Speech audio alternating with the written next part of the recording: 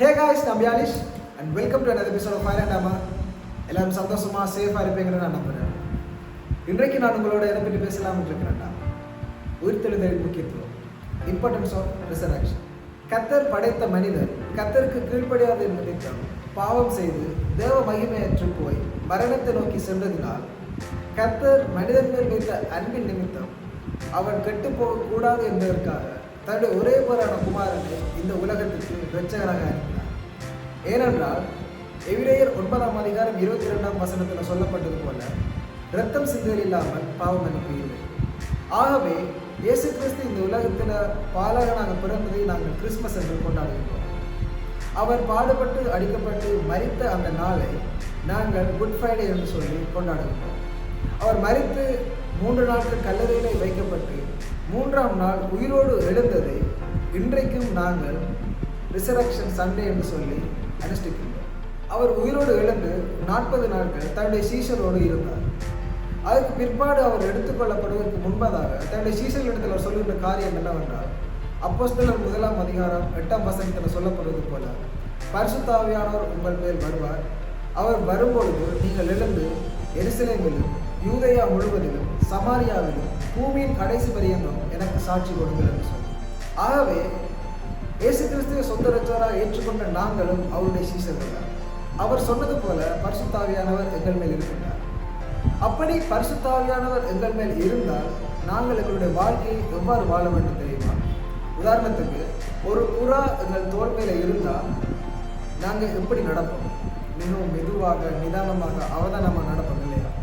Sudden move எதுவுமே பண்ண மாட்டோம். ஏன்னா அந்த புறா பயந்து பறந்து போயிடும். அதனால் அந்த புறா உங்கள் தோல் மேலே இருக்க வேண்டும் என்பதற்காக வேகமான அசைவு எதுவுமே பண்ணாமல் நிதானமாக பொறுமையாக நாங்கள் ஒவ்வொரு அடியையும் எடுத்து வைப்போம். அதுபோலத்தான் பரிசுத்த ஆவியானவர் எங்களுக்குள்ளேயும் எங்கள் வாழ்க்கையிலும் இருக்கும்போது நாங்கள் எடுத்து வைக்கின்ற அடிகள் மிகவும் அவதானமாக இருக்க வேண்டும்.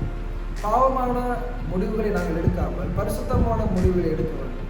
அப்படியான காரியங்களை நாங்கள் செய்து எங்கள் வாழ்க்கையை நாங்கள் பரிசுத்தமாய் வாழ்ந்து நாங்கள் செல்லும் இடமெல்லாம் கர்த்தராகிய இயேசு கிறிஸ்துவை குறித்து சாட்சி கொடுங்கள் என்றுதான் எங்களுக்கு தேவன் விட்டுட்டு போன அந்த ஒரு கட்டளை. ஸோ எங்கள் பாவங்கள் மன்னிக்கப்பட வேண்டும், நாங்கள் மரணத்திலிருந்து விடுதலையாக்கப்பட வேண்டும் என்கின்ற அந்த நோக்கத்திற்காக இந்த பூமிக்கு வந்த இயேசு கிறிஸ்துவுக்காக நாங்கள் செய்ய இருக்கின்ற ஒரே ஒரு காரியம் என்ன தெரியுமா? அவருக்காய் நாங்கள் சாட்சி கொடுத்தோம். அவர் எங்களுக்கு தந்த அந்த ரட்சிப்பை, அவர் எங்களுக்கு கொடுத்த அந்த இலவசமான பாவ மன்னிப்பை நாங்கள் எடுத்து சொல்ல வேண்டும். நாங்கள் அதை சுவிசேஷமாக அறிவிக்க வேண்டும். இன்னும் எத்தனையோ ஜனங்கள் இதோட அன்பை அறியாமல் இருக்கிறார்கள். இன்னும் எத்தனையோ ஜனங்கள் இந்த இலவசமான ரட்சிப்பை தெரியாமல் இருக்கிறார்கள். இன்னும் எத்தனையோ ஜனங்கள் இந்த இலவசமான பாவ மன்னிப்பை குறித்து அறிவில்லாமல் இருக்கிறார்கள். அவர்களுக்கு நாங்கள் முடிந்த அளவுக்கு தேவனுடைய அன்பை எடுத்து சொல்லுவோம். தேவன் உயிர்த்தெழுந்த இந்த முக்கியத்துவத்தை நாங்கள் பிரகடனப்படுத்துவோம். ஸோ காய்ஸ், இன்றைக்கு நான் உங்களோட ஷேர் பண்ண நினைத்த காரியம் இதுதான். இது உங்களுக்கு ஆசீர்வாதமாக இருக்கும் என்று நான் நினைக்கிறேன். அப்படி ஆசீர்வாதமாக இருந்தால் ஷேர் வித் யுவர் ஃப்ரெண்ட்ஸ்.